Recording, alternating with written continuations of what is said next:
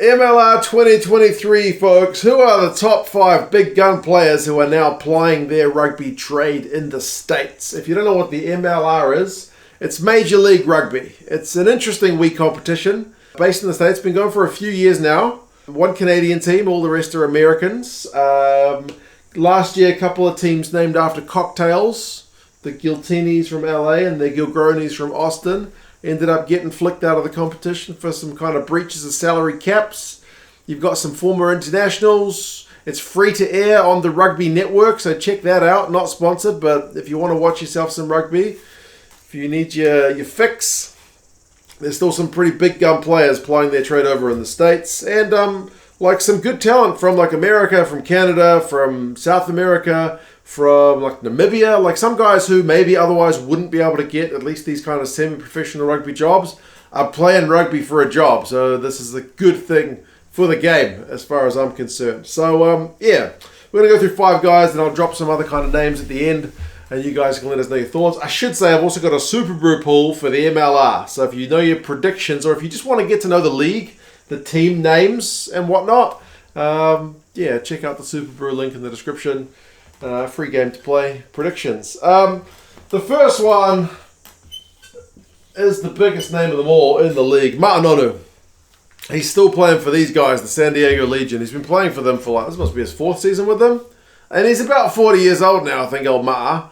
But he's just one of those generational players that is about as world famous as it gets for his generation. Most of the guys have retired from his time, but Matanaru is still playing. Sometimes he looks a wee bit slow when he's going. He's not got the gas of that World Cup final, but he's still a big guy, man. He's still really fit.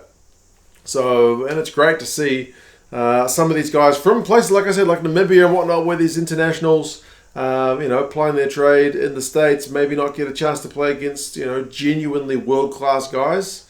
100-plus All Blacks caps. So, Matanaru still playing, San Diego Legion. If you need an MLR team, if you're thinking about one to pick, San Diego. They got a few Kiwis there, actually, to the old Legion. But, yeah, that's your first guy.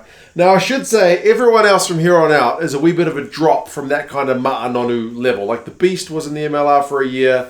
We don't have anyone quite, like, at that level else. Matanaru is kind of on his own as being that generational player. But we do have a few former kind of international guys or current internationals as well. One of them is a Scottish guy, more of a sevens guy, and old Dougie Fife.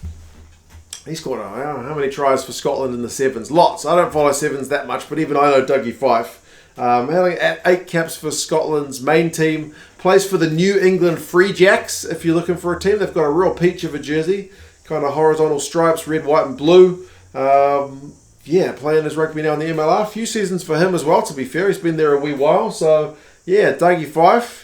Exciting player. He's getting on, 30-odd now, something. 30, what is he? Did I write it down? 32. So he's still got some gas in the tank. Dougie Fife for you guys with the Scottish connection. The Sevens connection continues with old Kurt Baker. Now he's pretty well known in New Zealand Sevens circles for being the guy who always takes his kid off when celebrating wins. Kurt Baker, he's playing for Old Glory DC. So if you want to pick a team based on New Zealand Sevens connection, Kurt Baker, bit of a legend in the old Sevens scene here in New Zealand. He's playing his rugby in the MLR this season, so another kind of exciting one to watch. 34, so getting on a wee bit, but still good enough to play with these kind of younger guys. I'm going to go with an Argentinian next. Do you remember this guy? He's kind of disappeared off the scene since the Jaguares disappeared, but Joaquin Diaz Bonilla. If you remember back to the Jaguares season where they made the Super Rugby final against the Crusaders and lost, Bonilla was the guy who was pulling the strings for the Jaguares that year. He was in phenomenal form. Then I think he went to play his rugby in South Africa, like for the Sharks, but it never really got going there for him. So unfortunately for him, he kind of fell away. He's an Argentinian international, played like 7 caps, but his peak year, I think, was that Jaguares year where he led them to the Super Rugby final, and he didn't even get selected for the World Cup that year, which was bizarre. But yeah, Diaz Bonilla, proper fly half guy, and hopefully he gets to push also the DC team around. He's playing also with Old Glory. And the last one is a current international, is old Ed Fido. Now, he played with like Nihi Milner-Skata and Andy Ellis and Waisake Naholo for New York last year. He's still playing for New York this year. But he honestly looked, maybe not better than Ellis because different position, but he looked better than Naholo and he looked better than Nihi Milner-Skata, for sure. I mean, he's just younger. He's a big unit of a guy. Current Samoan international. Ed Fido just looks sometimes too good to be in this competition. Like, he is honestly really, really devastating when he carries. So whoever his opponents are, get some good tackling practice against Ed Fido. Current Samoan international, like I mentioned, you'll see him at the World Cup this year. I'm sure 15 caps for Samoa, playing for New York. Real excitement machine. So like I said, it's a wee bit of a drop off from Matanaru levels to some of the other guys. But then there's a bunch of guys who you will have known or heard the name of. If you follow Super Rugby, you'll know a lot of these guys. Like Shinlo Klein left the Crusaders. He's playing in MLR now. Dan Creel for the South African connection. He plays in the MLR. Marcel Brack, he plays in the MLR. Hugh Roach for the Aussie connection plays in the MLR. Ramiro Herrera, like a 40-cap Argentinian prop, plays in the MLR. Paul Lasike, one of the big American units from the Eagles, he's playing in the MLR. Lucas Rumble, Canadian legend, you would have seen him at the last World Cup. Tay Walden is now playing in the MLR. Jason Emery plays there. The two Pryor brothers, Cara and Dan.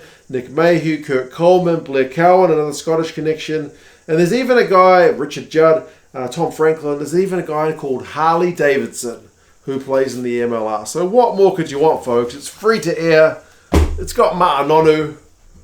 We've got a Super Pool going. So, yeah, the MLR. You had teams named after cocktails, but they are unfortunately gone. There's a new team called the Chicago Hounds, whose logo I have not yet prepared. These teams, I mean, I've got to be honest, they changed their names a lot. Like New York is now the Ironworkers. They've changed their logo. Atlanta's changed their logo. But, yeah, man, pick a team. Get yourself on board with the MLR. I'll be watching a bit this year. It's still an emerging competition, like I said, and it's really great for more guys to get an opportunity to play rugby as least kind of part of their job. It can only be good for the game, like I mentioned. So we'll see how the 2023 season goes. You guys, let us know your thoughts, and yeah, I'll talk to you guys again soon. See you later.